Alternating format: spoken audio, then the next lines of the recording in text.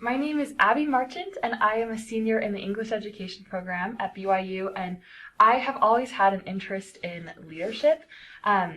During my time here, I've been involved in BYUSA both as a volunteer and as an employee, and I've loved learning about leadership skills while I've been there. So when I was registering for classes last year and I saw that there was a senior capstone class called Leadership and Literary Studies, I was intrigued and really excited to see how my passions for literature and for leadership would combine. And I especially was thinking about how I could apply leadership and literature in the classroom because I will be student teaching at Spanish Fork Junior High School in the fall. So in this course, we read a lot of contemporary and classical works about leadership and about rhetoric with things like Cicero, John Milton, Crucial Conversations, and Stephen Covey's The Eighth Habit. And we looked at how literature and leadership influence each other and how they've developed over time. And throughout this course, our project was to combine our knowledge of all of these things from the different eras to see how they really influence each other, and also to create 4 detailed lesson plans that show how these things influence one another. So my thesis is that leadership principles should be taught in secondary English language arts classes, especially in the context of the study of young adult novels, in order for effective transfer to occur. The study of literature should also be woven into courses on leadership. So as I was thinking about my lesson plans, I chose to base my study off of the novel Chains by Laurie Halse Anderson, which is really just an artfully crafted piece of historical fiction about a young slave girl named Isabel.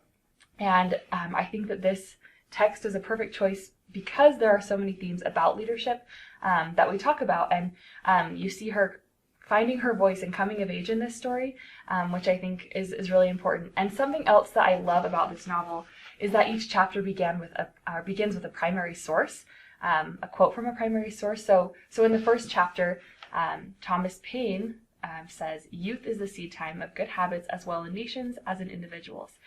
And I think that this is just so fitting, both for the novel, because it applies to Isabel and to America as youth, but also in my plans to study or to teach leadership to young people. So with this book, I created 4 lesson plans that fall into a larger unit of study. And they're really the 4 hinge point lesson plans. They're kind of the crucial ones. Obviously, I would be teaching more than just these 4, but I saw these as kind of like those hinge points, those most important things to focus on. So I would start with defining what a good leader is, what a crucial conversation is, how to develop an effective argument, and then having students deliver those arguments. And so my first lesson plan is about the attributes of good leaders.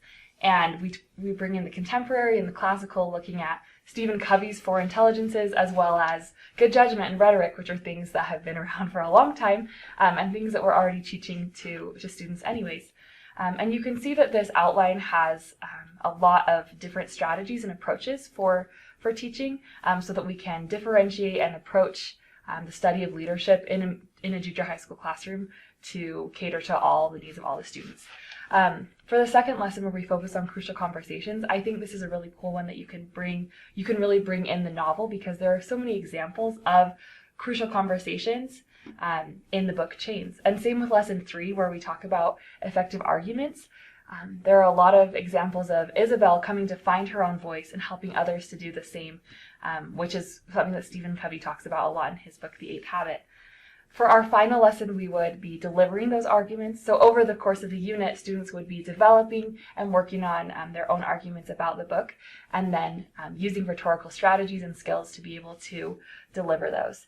And the sequence of these lesson plans really allows for scaffolding and allows for students to build on prior knowledge and to be able to look at leadership in the context of the novel and in their own lives. And it also allows for appropriate transfer of learning about leadership. And I just wanted to end with this quote from one of the books that we read, and it says, "Teaching is a profession that calls for leadership. Passion for learning does not spring from fear of a ruthless teacher. It takes courage for teachers to give students the freedom in which they can grow best. And I just love that, and I think that that is true, and I'm so excited. I was excited to take this class and learn how literature and leadership combine, and also to think about what kind of leader I want to be when I am a teacher in the classroom, and how I can use literature to help students become the best leaders that they can be. Thank you.